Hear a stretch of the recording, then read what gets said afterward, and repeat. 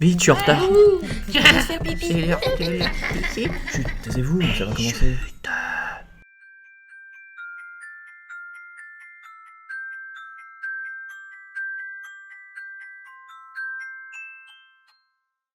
Les tutos. Tuto. La ville vue d'en haut. Bonjour à toutes et à tous. Je suis contente de vous retrouver pour ce 9e tuto-co, et oui déjà. Aujourd'hui je voulais vous faire un tuto un peu plus technique et aborder avec vous la perspective. Mais comme on n'apprend jamais mieux qu'en faisant et en faisant des choses qui nous plaisent, je vais vous montrer comment faire une ville vue d'en haut au pastel. Pour ce tuto il te faudra une feuille noire, ou blanche ou de couleur si tu préfères, A4 ou plus grande, un porte-mine ou un crayon à papier, une gomme, une règle ou une latte, et des pastels secs, ou gras si tu n'en as pas. Le tracé. On va commencer par tracer une ligne horizontale au centre de notre feuille. Cette ligne, en perspective, on l'appelle la ligne d'horizon. Au centre de cette ligne, on va faire un point. Ce point, on l'appelle le point de fuite. C'est à partir de lui qu'on va construire notre dessin. Alors pour dessiner nos immeubles vus du haut, on va dessiner sur notre feuille des carrés. Moi ici j'en fais 3 de tailles différentes. Pour une première fois, il sera plus simple de faire comme moi et de les éloigner de la ligne d'horizon. Quand nos carrés sont prêts, on va créer l'effet de distance que nous permet la perspective. Pour ça, on va relier les angles de nos carrés au point de fuite. Pour mes carrés ici, je n'ai pas besoin de relier le coin de mon carré qui est le plus éloigné du point de fuite. Vous verrez après pourquoi, mais il représente l'arête de notre immeuble qui est caché. Et je fais ça pour tous les carrés. Comme on trace 3 lignes depuis chaque carré, on crée donc 2 façades. Une entre chaque paire de lignes. Nos immeubles commencent à se dessiner.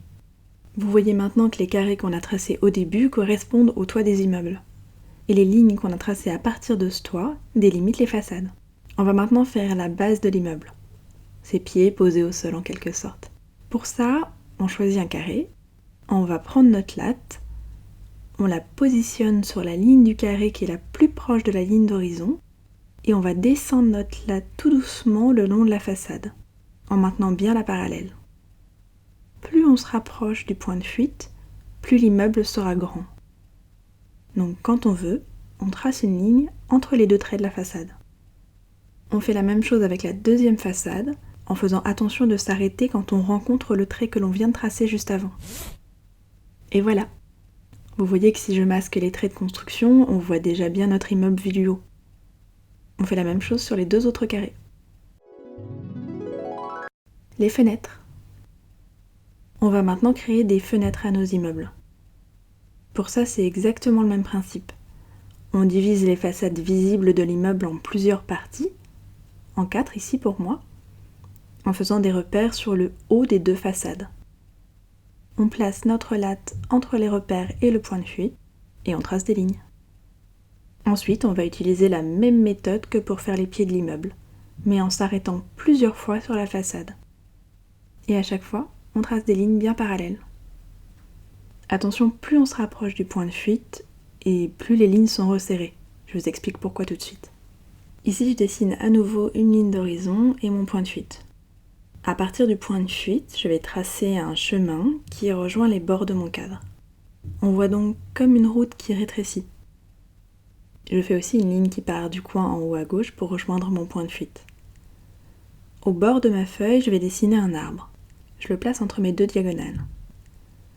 Plus je me rapproche du point de fuite, plus l'arbre va être petit. C'est ça qui crée la perspective et l'effet d'éloignement.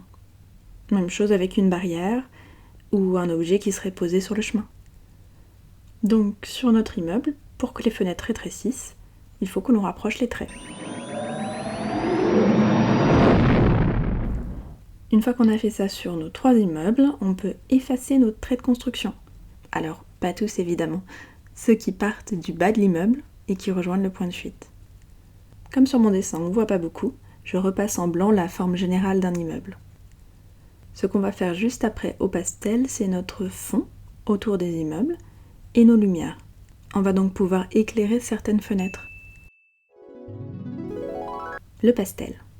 Si vous utilisez du pastel sec comme moi, faites bien attention à maintenir votre main bien en l'air, parce que si le dos de votre main traîne sur votre dessin, il va finir tout taché.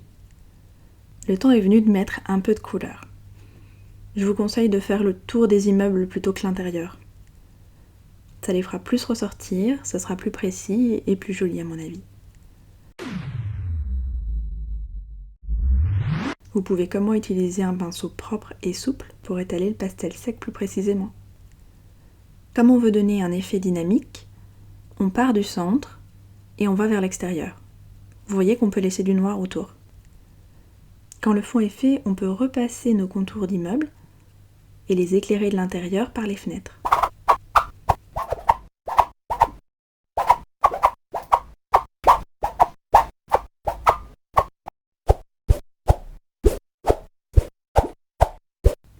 Enfin, on peut poser des ombres au pied des immeubles pour les ancrer au sol. Et voilà, notre dessin est terminé. Si vous utilisez du pastel sec comme moi, il est temps d'ajouter du fixatif pour conserver le dessin. Si vous avez de la laque à cheveux, ça fonctionne très bien aussi. On laisse sécher, et voilà. Les petits plus. Je vous montre juste ce que ça donne si on met son point de fuite sur un côté plutôt qu'au milieu. On change juste le point de vue. Je voulais aussi vous dire que si vous voulez offrir ce dessin à quelqu'un, vous pouvez très bien transformer un des immeubles avec la lettre de votre choix. La première lettre d'un prénom par exemple. Le principe est le même, il faut juste commencer avec la lettre en gras plutôt que le carré, et rejoindre un peu plus de points. Je vous montre à main levée pour le L et pour le T. Sur papier blanc comme ici, les fenêtres sont à mettre en couleur sombre plutôt qu'en couleur claire.